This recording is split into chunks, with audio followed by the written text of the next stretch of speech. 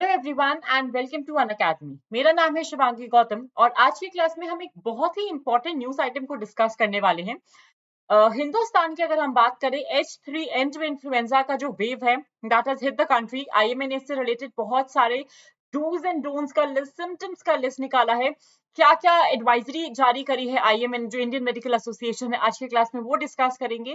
किस तरीके से आप इस वायरस से बच सकते हो, क्यों ये आफ्टर द पैंडेमिक अगर कोई ऐसा वेव फिर से हिट करा है इंडिया को, क्या क्या इसके प्रोमिनेंट कॉजेज हैं, उन सारी की सारी चीजों पे आज की क्लास में हम डिटेल में डिस्कस करेंगे। अगर हम बात करें H3N2 वायरस की, न्यूज में क्यों था, hospitals across the country and over a period of time they have been continuously reporting more than thousands of cases of influenza A subtype H3N2 virus. और ये एक दो दिन से नहीं बट पिछले कुछ महीनों से हो रहा है, जहां पे over a period of time बढ़ते बढ़ते the number of cases, the number of patients has increase. ये जो पर्टिकुलर टाइप का इन्फेक्शन है, जो अगर हम बात करें इन्फ्लुएंजा ए के सब टाइप की, अब यहाँ पे क्या क्या दिक्कतें देखने को मिलती हैं या क्या क्या मेजर सिम्टम्स हैं। कम से कम 3 से 5 दिन का फीवर ये कॉज करता है एंड अलोंग विद दैट एक पर्सिस्टेंट कफ रहता है जो 3 वीक्स के अराउंड तक रहता है। एंड दैट इज समथिंग, अगर हम अभी जनवरी की फरवरी की बात करें, during this particular time a good part across India, there were a lot of people, almost every second person that you would know in your neighborhood, in your family, उनको सबको किसी न किसी तरीके से तबियत खराब हो रही थी और यही सारे सिम्टम्स इन्फेक्शन के देखने को मिल रहे थे। Now the reason has come out to be clear कि इसका रीजन, इसका कॉज क्या था, कौन सा सब टाइप था जो कि इसको कॉज कर रहा था। अगर हम सिम्टम्स की बात करें, इसमें कौन से सिम्टम्स आते हैं, we have fever, cough, chills, nausea, vomiting, sore throat, sneezes, muscle and body ache, and along with that, in a lot of cases, you can see a severe case of diarrhea also. Or this is the part jahan pe there is a lot of weakness in the body. People are not able to digest the food. They are absolutely feeling weak, due to which they are not able to concentrate on any of the works.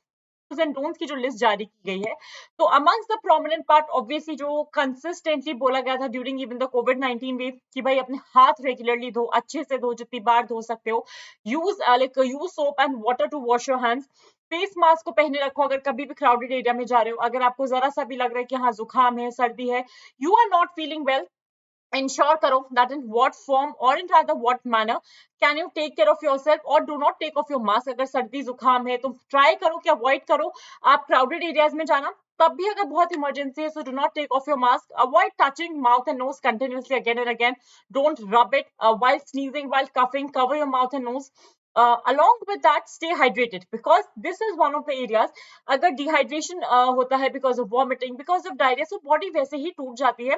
And continuously the IMA and the doctors have been advising, have as much water as you can have, and not just water but have a good lot of fluids जिससे आपकी body का nutrient content ठीक रहे। It could be in the form of juices, vegetable juices, fruit juices or even coconut water, ताकि जो electrolyte content है body का that is maintained, and hence you need to stay hydrated and consume plenty of fluids।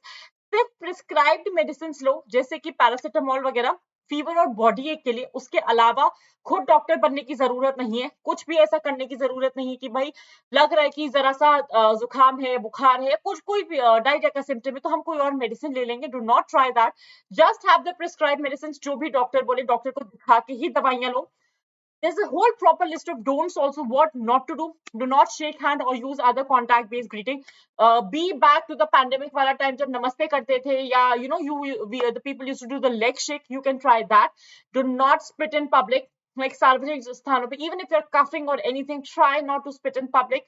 Washroom में जाके spit कीजिए and self medkit, खुद को मत करो एंटीबायोटिक से, जितना एंटीबायोटिक्स को अवॉइड कर सकते हो उतना अवॉइड करो, क्योंकि एक दिक्कत और आती है आजकल, and something which IMA has also told, a lot of hospitals have also told, we are coming up with the antibiotic resistance। तो बहुत सारे ऐसे माइक्रोब्स हो चुके हैं जो, अगर हम बात करते हैं ना, AMR एक बहुत प्रॉब्लम दिक्कत आ गई था, एंटी माइक्रोबियल रेजिस्टेंस, कि आप एंटीबायोटिक्स देते रहोगे and those microbes will still be present in your body. It could be any form of a fungi, any form of a bacteria और अ वायरस, एंड उन पे कोई भी असर नहीं पड़ेगा एंटीबायोटिक्स का।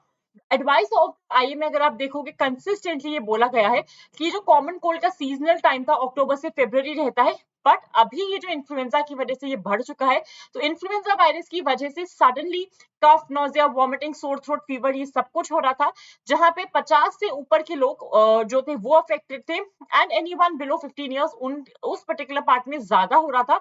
वहां पे आपको रेस्पिरेटरी डिजीजेस देखने को मिल रही थी, but it was something which was common across all age groups. A lot of times it was happening कि सिम्टोमेटिक ट्रीटमेंट था, कोई एंटीबायोटिक देने की जरूरत नहीं थी।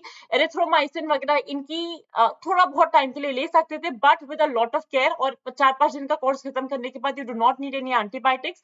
Along with that another prominent part which was said was कि diarrhoea बहुत प्रोमिनेंट हो रहा था, जिसके लिए एंटीबायोटिक्स की जरूरत नहीं थी, but you needed to keep yourself super hydrated so that your body can build its own resistance. Along with that, अगर हम कभी भी बात करें कि क्योंकि इतना कंसिस्टेंटली वाइड स्प्रेड हो रहा था, तो कोविड के टाइम पे भी बहुत सारी दवाइयां दी गई थी, जिसकी वजह से the covid virus became resistant.